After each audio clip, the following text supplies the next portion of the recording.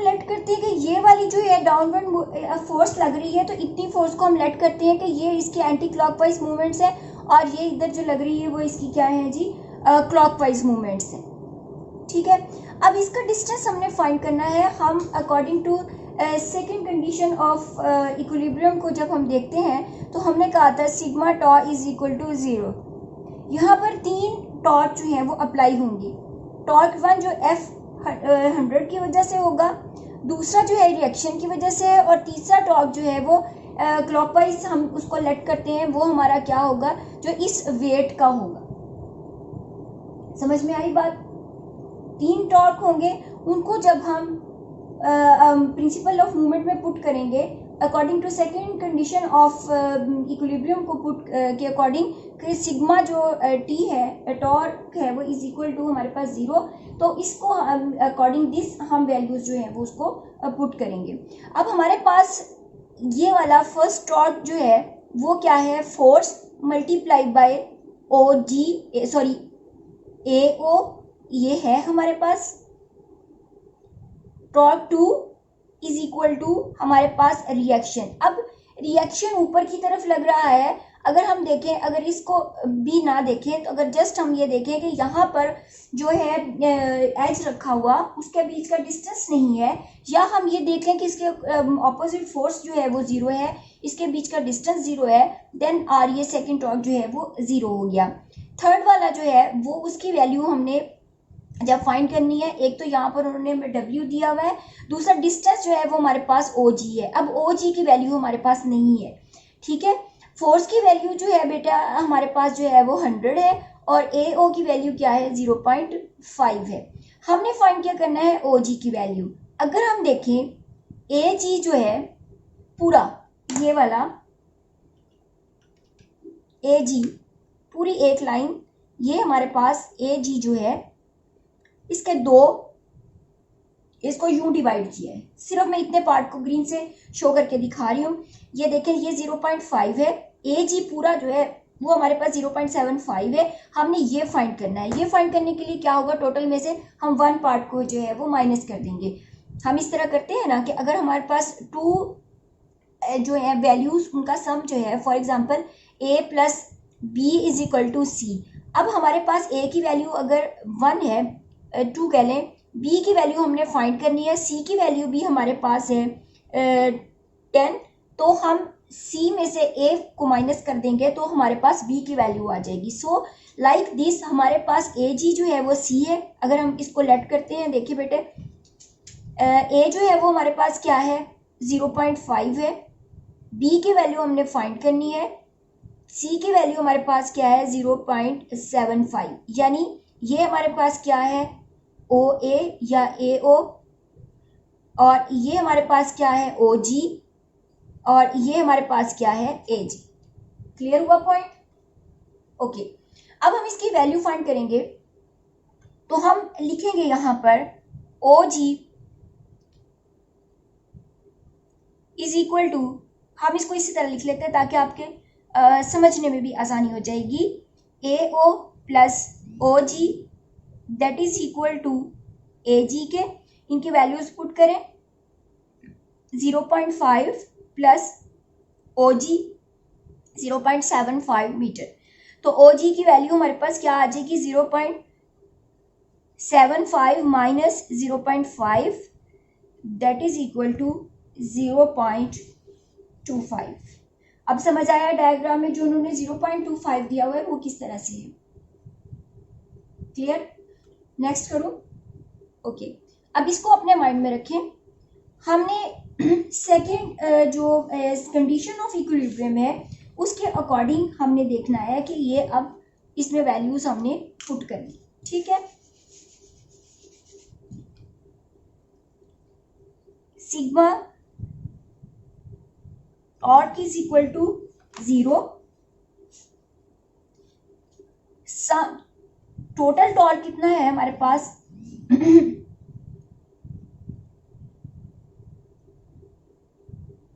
Is equal to किसके आ गया हमारे पास, F torque 1 torque 2 torque 3।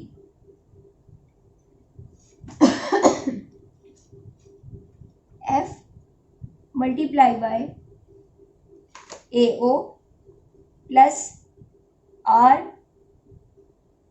Multiply by 0, कोई डिस्टेंस नहीं है, और ये जो है एंटी क्लॉकवाइज और ये क्लॉकवाइज दोनों जो है वो ऑपोजिट इन डायरेक्शन है। देन हम माइनस का साइन यूज करेंगे, WOG। अच्छा जी, अब हम इसको यूं भी लिख सकते हैं, according to principle of movement हम लिख सकते हैं clockwise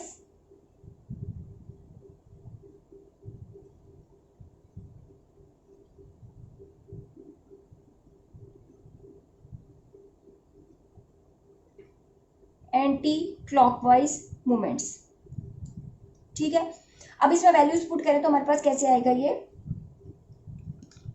W multiply by OG और ये FAO प्लस R0।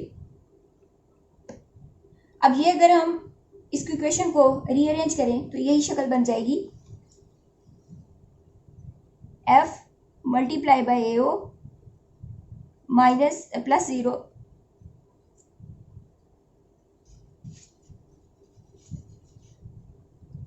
माइनस ये वाला जाके इधर क्या हो जाएगा,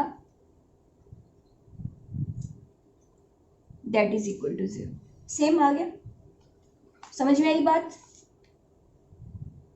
ओके, हम इसमें वैल्यूज पुट कर सकते हैं, हम इसमें वैल्यूज पुट कर सकते हैं, सेम आंसर आएगा।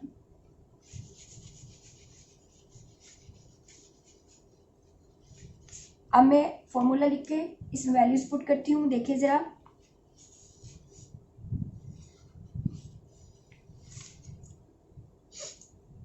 F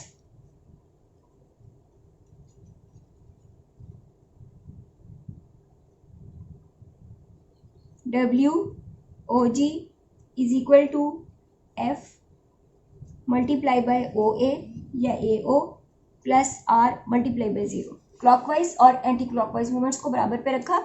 यहाँ पर हमारे पास क्या है, W हमने फाइंड करना है, OG की हमने वैल्यू फाइंड कर ली है, 0.25 है, ये हमारा कंपोनेंट पूरे का पूरा 0 हो गया। F जो है वो 100 है, OA की वैल्यू क्या है, 0.5 है, तो W then is equal to 100 multiply by 0.5 divided by 0.25, इसको डिवाइड करें तो W की वैल्यू आ जाएगी हमारे पास 200 न्यूटन। Is it clear? अब हमने फाइंड करना है रिएक्शन। रिएक्शन को जब हमने फाइंड करना है तो सेकेंड पार्ट में हम देखेंगे फर्स्ट इक्वेशन और फर्स्ट कंडीशन ऑफ इक्विलिब्रियम को हम इस्तेमाल करेंगे। Sigma F is equal to 0, तमाम फोर्सेस का जो नेट है वो हमारे पास क्या होगा, 0 आएगा। रिएक्शन ऊपर की तरफ लग रहा था, डायग्राम आपके सामने है, मैंने यहाँ से इरेज कर दी है। फोर्स F नीचे की तरफ लग रही है, W नीचे की तरफ लग रही है, तमाम फोर्सेस का नेट जो है वो 0 है। क्लियर हुआ पॉइंट? नेगेटिव नेगेटिव माइनस का साइन, F उन्होंने डायरेक्शन दी है, नीचे की तरफ है, W की वैल्यू हमेशा नीचे की तरफ होती है, जो नीचे की तरफ W एक्ट करता है। देन ये नेट फोर्स हमारे पास किसकी इक्वल हो जाएगी, 0 के, तो हम इसको वैल्यू फाइंड कर लेंगे। F कितनी है, 100, W कितना है हमारे पास, 200, और R की वैल्यू कितनी है हमारे पास, माइनस, ये हमारे पास आ गया -300, और ये इधर जाकर के क्या हो जाएगा, 300। R is equal to 300 newton. Solve हो गया? नोट डाउन, लास्ट एग्जाम्पल खत्म होगी। चलें जी, अब हमने क्या करना है बच्चों, 4.8 प्रॉब्लम। यस, रेस करूं? समझ आ गया है? Any problem? ठीक है, हाँ जी। पहले में हम क्या करेंगे कि हमने यूज कर क्या किया है, torque first condition of equilibrium, और sorry second condition of equilibrium, दूसरे पार्ट में हमने फर्स्ट कंडीशन ऑफ इक्विलिब्रियम के अकॉर्डिंग लिखा है। मैंने आपको प्रिंसिपल ऑफ मूवमेंट के अकॉर्डिंग भी आपको बताया कि हम अगर इस तरह से लिखते हैं तो दूसरी तरफ जा करके क्या हो जाएगा, वो नेगेटिव हो जाएगा, और तब हमारे पास इक्वेशन की जो फॉर्म आएगी वो इज इक्वल टू 0 आ जाएगी, जो ओबे करेगी सेकंड कंडीशन ऑफ इक्विलिब्रियम को। ठीक है, अब हम करते हैं, हमारे पास 4.8 एग्जाम्पल है, सॉरी प्रॉब्लम। इसमें 2 ब्लॉक्स हैं, इनको अटैच किया हुआ है एक्सट्रीम के साथ। एक का मैथ जो है 5 kg है, दूसरे का मैथ जो है वो 3 kg है। ठीक है, अब अगर हम कहते हैं कि ये पॉइंट ए है और ये पॉइंट बी है, हमने यहाँ पर भी टेंशन फाइंड करना है। इसको हम टेंशन 1 कहेंगे, इसको हम कहेंगे टेंशन 2। अगर हम डायग्राम को देखें, फॉलो करें, तो हम देखेंगे कि ये पॉइंट ए का टेंशन अगर हम फाइंड करते हैं तो हम देखें इसे 2 का बोझ उठाया हुआ है जो डाउनवर्ड रिएक्शन डब्ल्यू जो है। तो हम इसको गिवन डाटा पहले लिखें बेटा।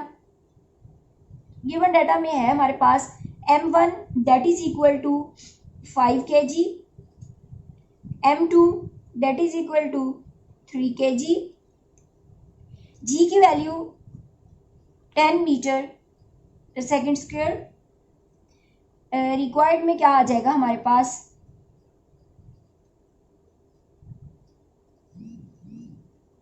Find the tension in each string.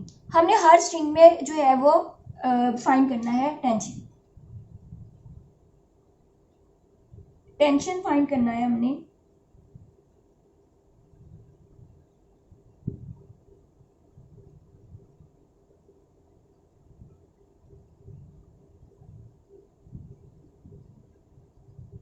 हम इसको कह सकते हैं कि हमने T1 फाइंड करना है, हमने T2 फाइंड करना है। हम इस तरह भी लिख सकते हैं। ठीक है, अब अगर देखें पॉइंट ए पर अगर हम देखते हैं तो बेटा बच्चे कि ये वाला जो है इसके साथ 2 मैसेज अटैच हैं। ठीक, तो यहाँ पर T1 जो है वो W1 के इक्वल होगा। W1 किसके इक्वल है, 2 मैसेज है, हम उसको लिखेंगे M1 प्लस M2 और इसको हम G के साथ मल्टीप्लाई कर देंगे। 5 plus 3 multiply by 10, T1 is equal to 8 multiply by 10, ये हमारे पास आ गया 80 न्यूटन। दूसरा, अब ये जो वाला है इसको अगर हम देखें, इसको हम ये जो है इस पॉइंट को देखते हैं तो यहाँ पर ओनली 1 मैस जो है वो अटैच है। तो हम कहेंगे कि T2 जो है वो इक्वल टू W2 के, W2 is equal to M2G, then T2 is equal to 3 multiply by 10, T2 is equal to 30 newton. ठीक है, अब हम करेंगे 4.9 प्रॉब्लम, उसके बाद एक रह गया है।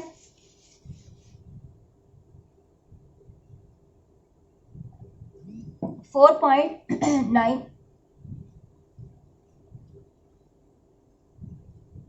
a nut has been tightened by a force of 200 Newton using 10 centimeter long spanner.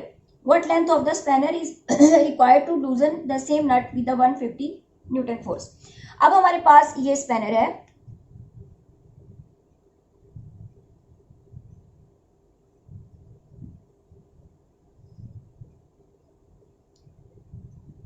Okay. इस पर हमने फोर्स लगाई है F 200 न्यूटन 10 सेंटीमीटर के डिस्टेंस पे टाइट करने के लिए नट को। ठीक है, अब वो कहता है कि अगर हम इसके ऊपर 150 फोर्स लगाते हैं, इसको खोलने के लिए, तो हम इसको फोर्स को कितने डिस्टेंस पे अप्लाई करेंगे, यानी हमने डिस्टेंस फाइंड करना है। चलें जी,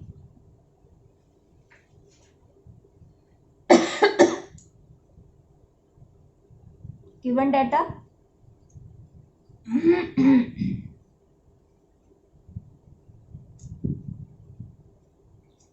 F1 is equal to 200 Newton,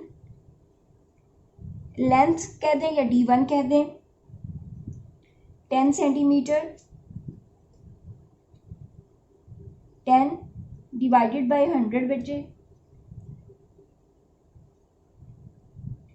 metre के। F2 is equal to 150 Newton.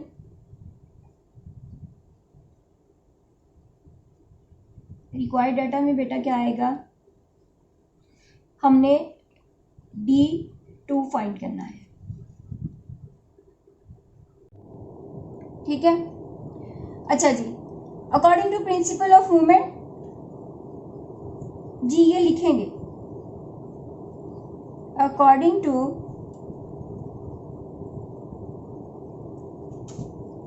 Principal of movements, anti clockwise हमने एंटी क्लॉक में से डिस्टेंस फाइंड करना है, क्योंकि ये नट को लूज करने के लिए हमने वो जहाँ पर फोर्स लगानी है उसका डिस्टेंस निकालना है, तो इसलिए हम जो फाइंड करना है उसको ऑलरेडी लेफ्ट पे रख लेते हैं। Anti clockwise movements equal to clockwise movements, ये हमारे पास क्या आ जाएगा, F2 multiply by D2 L2 कुछ लिख लें, दोनों ठीक है।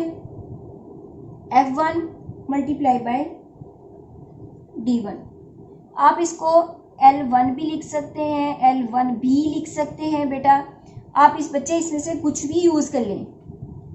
चले मैं L लिख देती हूँ, अब ठीक है, ओके। चलें वैल्यूज पुट करें, 150 L2 F1 200 L1 0.1, ये इधर जाकर के क्या हो जाएगा, क्या होगा, डिवाइड,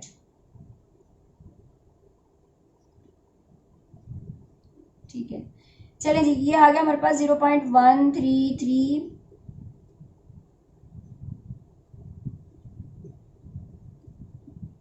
मीटर। तो L2 इज इक्वल टू,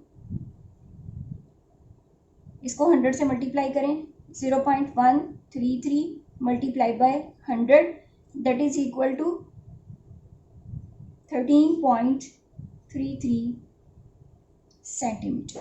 अच्छा, यहाँ पर सेंटीमीटर में से हमने मीटर में इसको कन्वर्ट किया है, रीज़न इज दैट कि न्यूटन जो है वो मैंने आपको बताया था F is equal to M में, M kg में हम मेजर करते हैं और इसको हम मीटर पर सेकंड स्क्वायर में करते हैं, ठीक है।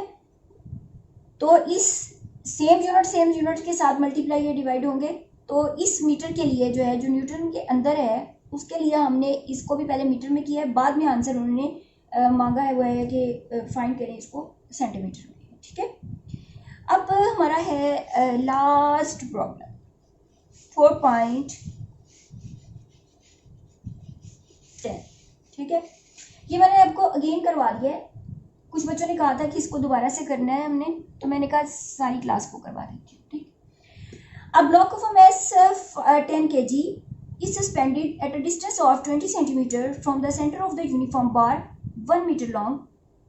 एक रॉड है, बार है जो 1 मीटर लंबी है, इसके साथ 10 kg का मैस जो है वो अटैच है कितने सेंटीमीटर पे, 20 सेंटीमीटर पर। फॉर एग्जांपल ये इसका सेंटर है, तो हम कहते हैं कि 20 सेंटीमीटर पर जो है वो एक मैस अटैच है, जिसको हम कहते हैं कि ये 10 kg का है, ठीक है। Force is required to balance its centre of gravity by applying force that is at the other end. अब हमने इसके दूसरे सिरे पर लगने वाली फोर्स जो है वो फाइंड करनी है। फॉर एग्जांपल ये इसका सेंटर ऑफ ग्रेविटी है, ठीक है। तो हम यहाँ पर लेंगे मैस 1 जो है वो हमारे पास 10 kg है, तो W1 किसके इक्वल होगा बेटा, 10 मल्टीप्लाई बाय G की वैल्यू हमारे पास क्या है, 10 मीटर पर सेकेंड स्क्वायर। तो W1 हम पहले फाइंड कर लेंगे, 10 multiply by 10 that is equal to 100 newton की, ये हमारे पास W1 की वैल्यू आ गई। फॉर एग्जाम्पल हम कहते हैं कि ये पॉइंट ए है जहाँ पर हमने इसको रखा है और ये इसका सेंटर ऑफ ग्रेविटी है, तो ए जी से डिस्टेंस जो है वो है कितना है 20 centimetre. A G is equal to 20 centimetre, इसको मीटर में कन्वर्ट कर लेंगे, 20 divided by 100 is equal to 0.2 metre. Okay, अब हमने चूंकि इसकी लेंथ जो थी वो 1 मीटर है, अगर हम 1 मीटर को सेंटीमीटर में कन्वर्ट करते हैं तो इट मीन्स ये हमारे पास आ गया 50 सेंटीमीटर। ठीक है ना, तो यानी 50 सेंटीमीटर टोटल इधर है और यहां से 50 सेंटीमीटर ये इधर है, यानी 0.5 मीटर इधर है, 0.5 मीटर जो है वो इस तरफ है। अब इस 0.5 मीटर के 0.2 मीटर के डिस्टेंस पे इसको रखा हुआ है। अगर हम कहते हैं ये वाला वेट जो W1 है वो हमारे पास 100 न्यूटन है, W1 क्लियर, W1 हमारे पास 100 है, तो इस तरफ जो लगने वाली फोर्स है वो हमने फाइंड आउट करनी है, जबकि ये डिस्टेंस जो है वो 50 है, मींस 0.5 मीटर है। पॉइंट क्लियर हुआ? तो हम इस पॉइंट को अगर बी लेते हैं, नजर आ रहा है सबको, जी बी या B G is equal to 50 centimetre, that is equal to 0.5 metre की। ठीक है, अब हमने रिक्वायर्ड हमारे पास क्या है, required data is equal to हमारे पास W2 हमने फाइंड करना है। बात समझ में आई यहां तक? गुड जी, यही लगेगा बिल्कुल ठीक, राइट, कि हम अब प्रिंसिपल ऑफ मूवमेंट को अप्लाई करेंगे। According to principle of movement, clockwise movements, अब पूरा लिखेंगे, मैं इसे शॉर्ट फॉर्म में लिख रही हूं, anti clockwise movements. Clockwise movement हमारे पास क्या है, W1 मल्टीप्लाई बाय AG, यानी ये हमारे पास क्या है टॉर्क 1 और ये हमारे पास क्या हो गया torque 2, that is equal to W2 multiply by BG के। अच्छा, हम इसको पहले ही इधर रख लें, तो हम एंटी क्लॉकवाइज को पहले ही इधर रख लें जो हमने फाइंड करना है। इसको हम W2 लिखें, इसको हम BG कर दें और इसको हम AG कर दें, तब हमारा जो आंसर है उसको फाइंड आउट करना जो है वो इजी हो जाएगा। W2 हमने फाइंड करना है, BG की वैल्यू बच्चों क्या है 0.5 है और W1 जो है उसकी वैल्यू कितनी है हमारे पास 100 न्यूटन है। AG की वैल्यू हमारे पास क्या है 0.2। W2 ये इधर जाकर के क्या हो जाएगा, डिवाइड हो जाएगा, 100 multiply by 0.2 divided by 0.5, W2 that is equal to 40 newton. Clear? मैं दोबारा थोड़ा सा इसको समराइज कर दूं कि बेटे जो हमने ली थी रॉड एग्जांपल में वो थी 1.5 मीटर लॉन्ग, उसको अगर हम सेंटर ऑफ ग्रेविटी उसका फाइंड करते हैं तो 2 पे डिवाइड करें 0.75 मीटर आएगा।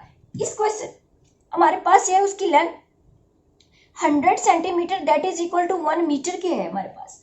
जब हम इसका सेंटर ऑफ ग्रेविटी लेते हैं तो इसको 2 पे डिवाइड करो तो 50 इस तरफ आ जाएगा, 50 इस तरफ आ जाएगा। जब इसको हम मीटर में कन्वर्ट करेंगे 0.5 हमारे पास ये आ जाएगा, 0.5 हमारे पास ये मीटर में कन्वर्ट होके आ जाएगा। बात समझ में आई? ये डिफरेंस है, इसलिए आप लोगों को दोनों क्वेश्चंस में कंफ्यूजन हो रही थी। तो फिर हम उसके बाद प्रिंसिपल मूवमेंट अप्लाई करेंगे और उसमें हम दोनों तरफ के जो टॉर्क है जिसको हमने फाइंड करना है उसको हम पहले ही लेफ्ट साइड पर रख लेते हैं ताकि हमें जो वैल्यूज को है वो इधर उधर ना करना पड़े। आज हमारा ये तमाम के तमाम एग्जांपल्स और तमाम के तमाम प्रॉब्लम्स जो हैं वो हमने सॉल्व कर लिए हैं।